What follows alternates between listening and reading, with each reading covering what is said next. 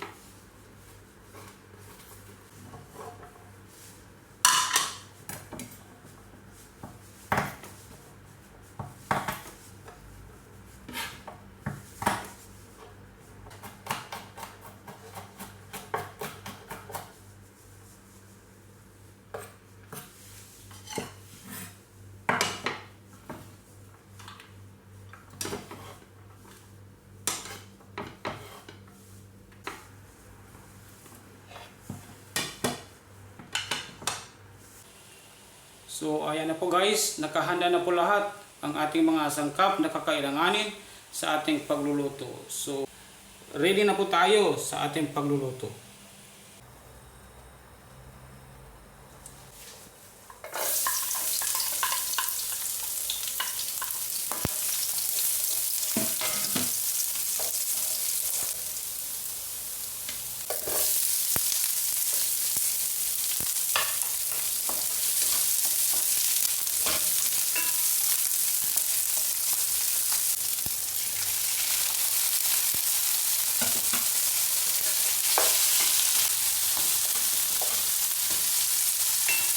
Lalagay tayo ng salt to taste para maganda ang pag-absorb ng ating mga panlasa.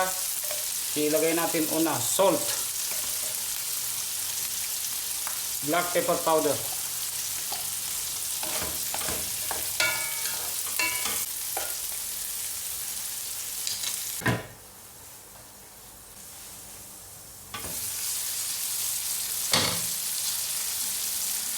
guys, maglalagay tayo ng konting tubig.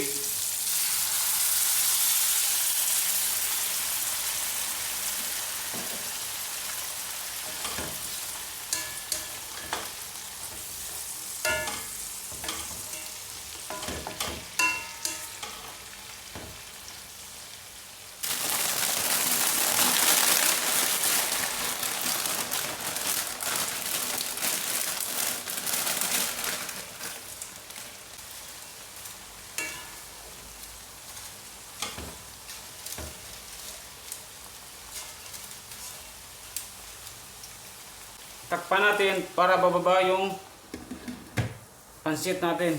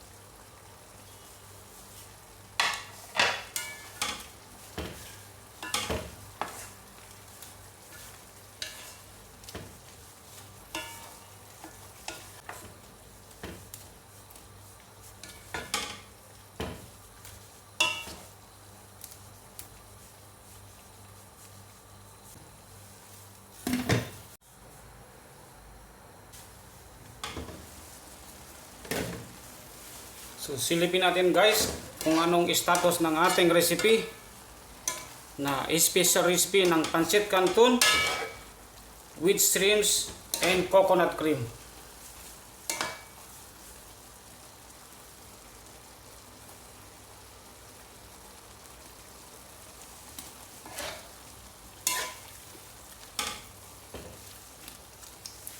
So guys, well done ang ating recipe.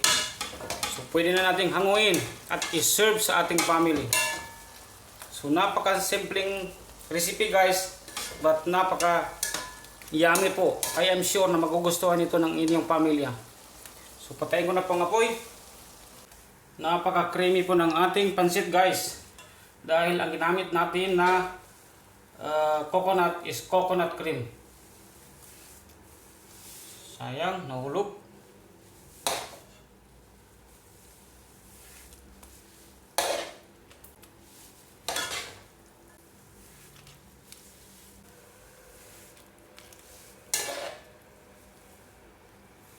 So please lang po guys, paki-share, like, comment, and subscribe or follow na lang po ang aking mga videos na ina-upload sa araw-araw para po sa mga susunod kong videos ay ma-update po kayo agad. So maraming salamat po at mabuhay po tayong lahat.